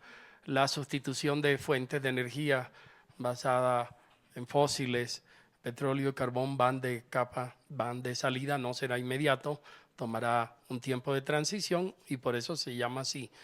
Pero la transición energética no se debe limitar al simple cambio de fuentes de energía, sino que comprende un adjetivo que me encantaría que los dos nos dijeran cómo lo perciben, que es transición energética justa.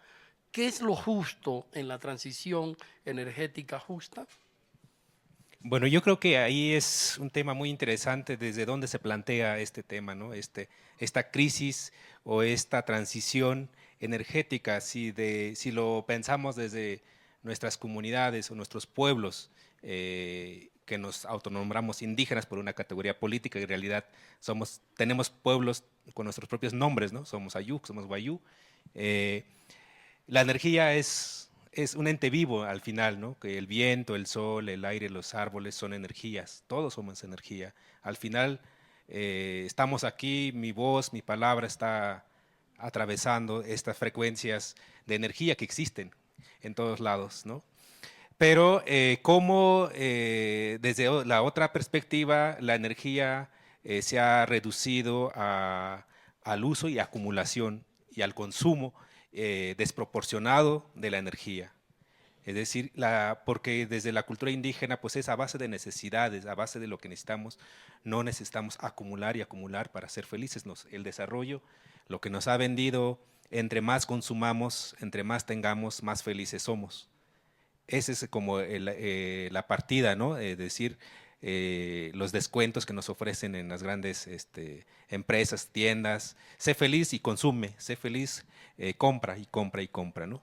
Pero desde las culturas es a base de la necesidad, ¿no? Hay, como se decía hace rato, el árbol tiene una función en nuestro territorio, nos da medicina, nos da energía, nos calienta, o lo usamos para cocer nuestros alimentos. Tiene una función tiene la funcionalidad. Entonces, desde esa perspectiva, yo creo que también hay que cuestionar esos paradigmas de la energía, cómo se ve la energía, desde dónde se ve la energía, como concepto también abstracto, porque desde nuestros territorios también, ¿qué es la energía? Pues cuando uno se enferma, por ejemplo, pues es porque hay desequilibrio energético en nuestro cuerpo.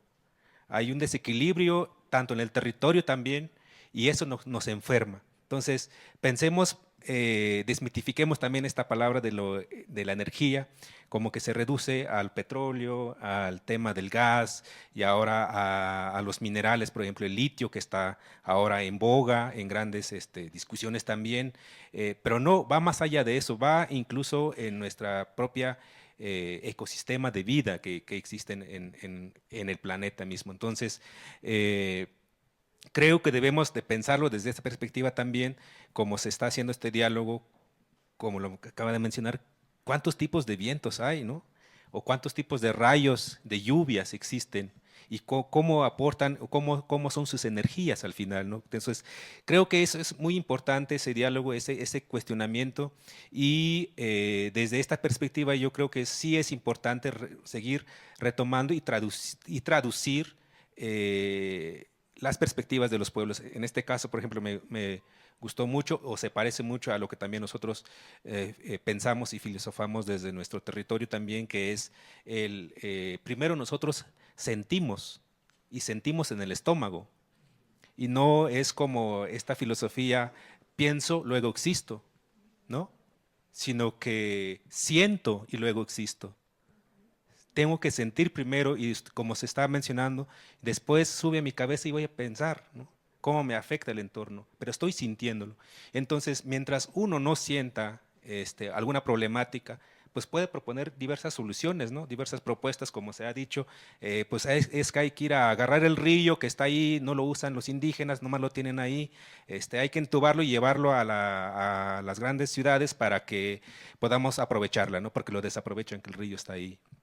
Esas son las formas, ¿no?, de visiones. Y cuando uno pues piensa y cuestiona estas formas de sentir, de pensar, de racionalizar el mundo, me parece que eso va a aportar más a esta discusión de cómo pensamos también la energía. Yo creo que es muy importante, interesante también posicionar nuestras formas y ver y entender el mundo, ¿no? Entonces, siento que por ahí también es como debemos de cuestionar también el tema de la energía.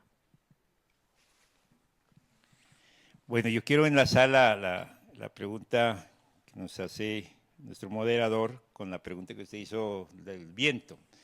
En Inga, el Inga es variante del quechua, del idioma quechua, que somos alrededor de 17 millones de quechua hablantes en toda Sudamérica. Y ahora estamos con motivo de la década de las lenguas a nivel global, trabajando para lograr, esperamos lograrlo, que el Sistema de Naciones Unidas reconozca este idioma como una lengua oficial, al igual que español y los otros idiomas que están reconocidos por el sistema. Lo mismo sería bueno que los otros pueblos lo hicieran. Desde el Inga decimos, cuando dice viento, guaira. Y guaira, desde nuestro sentido, desde nuestra cosmovisión, es fuerza, es vida, es equilibrio, es producción. Significa muchas cosas en nuestro idioma traducido al español. Me imagino que en ustedes pasa lo mismo. Es amigo, además. Exacto, entonces tiene muchos valores ontológicos, como usted decía. Ahora esto lo enlazo con la pregunta transición energética. Traducido la palabra en español, energía, a nuestro idioma, pues significa energía, es causai. Causai. Y causai es vida, es energía, es el entorno, porque no puede haber causai si no hay los elementos básicos necesarios para que haya energía. Y energía entonces tiene que ver con la naturaleza, con el equilibrio, con la relación digamos, del espacio, no solamente físico, etcétera. Todo eso significa, y para que haya energía y haya causai, se requiere requieren unos principios. Estoy hablando del mundo de nosotros, los ingas. Y en los principios nosotros tenemos 3 grandes principios: el Ama Yulia, el Ama Keya y el Ama Shua. Son principios milenarios que tienen una carga espiritual. Y si esos 3 principios o alguno de esos es debilitado o es afectado, no hay energía, no hay vida, no hay causai.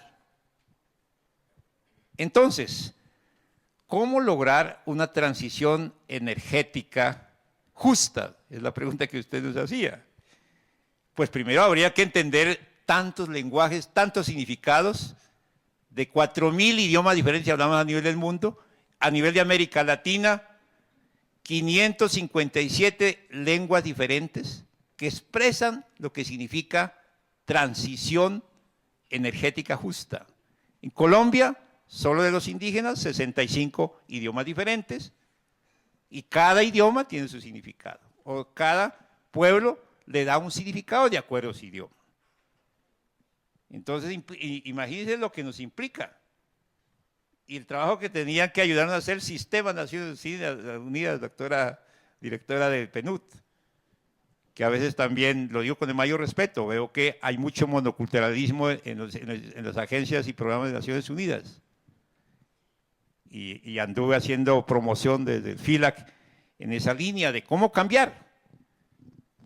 Entonces, yo creo que para hablar de transición energética justa, se requiere revisar el modelo y redireccionar el modelo, que es lo que ha estado planteando el presidente Petro, que en eso comparto con su visión, con sus planteamientos.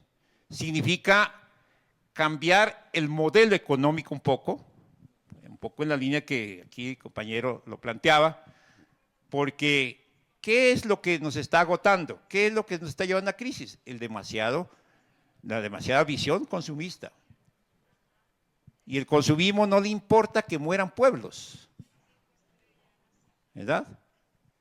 No le importa que desaparezcan los ecosistemas, la biodiversidad.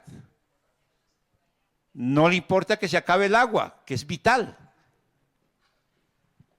Entonces necesitamos otro modelo. Yo no sé qué va a pasar porque planteamientos hay, conceptos hay. El Acuerdo de París, que ahora va a ser revisado en la COP28, la que empieza ya mañana en Dubái, ¿verdad? Colombia está llevando 6 propuestas. Uno de ellos es negociar deuda por cambio en el modelo energético, en la matriz energética. Y hay otros planteamientos. Pero cada país, yo no sé si ahí va a tener éxito las propuestas de Colombia y de los indígenas, porque allá están yendo bastantes indígenas del mundo a Dubái. De Colombia también va una buena delegación. No sé qué posibilidades va a haber. Si van a escuchar o no van a escuchar. Yo dudo que puedan escuchar. He estado en varias de esas conferencias y allá lo que importa es avanzar con el modelo que existe. Entonces, yo creo que para lograr una transición energética justa necesitamos conversar, no sé cuánto tiempo, en qué espacios, sobre lo que significa eso. Pero desde mi punto de vista, y de acuerdo a lo que ya dije, creo que tenemos que encontrar algún mecanismo para entendernos en el lenguaje.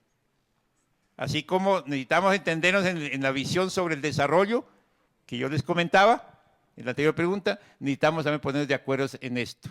Porque para algunos,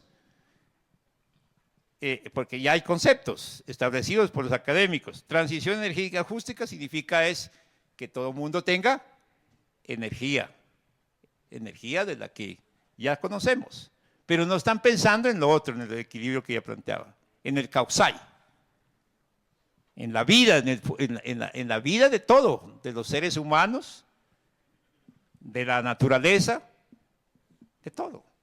No se está pensando en ese sentido. Y para mí, desde lo que he podido conocer y escuchar de tantos pueblos, es lo otro.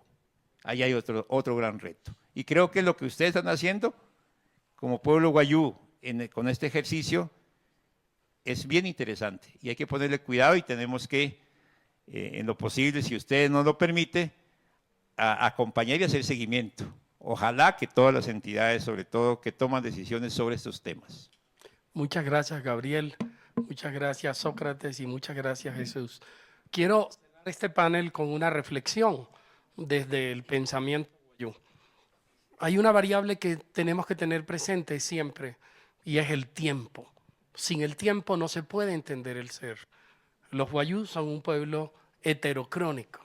Tiene nociones de un tiempo referencial que no necesariamente es el pasado, que es Guayú Sumaigua o Guayú Humaigua, como se diría en el norte.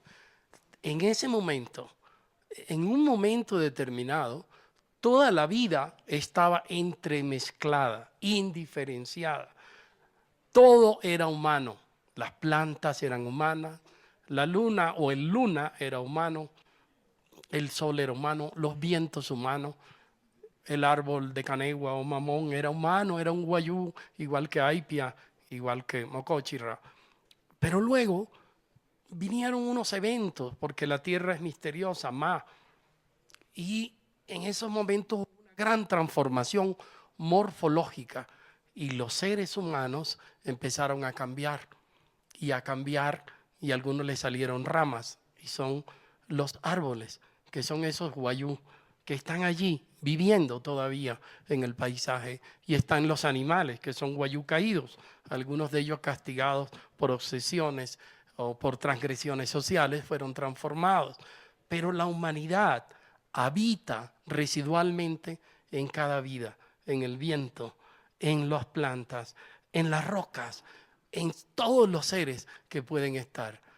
Eso nos hace un poco diferente de la visión darwiniana, que muestra que el mundo viene de la naturaleza y va hacia la cultura. En el pensamiento guayú venimos de la humanidad, venimos de la cultura y vamos hacia la diferenciación morfológica. Muchas gracias a todos.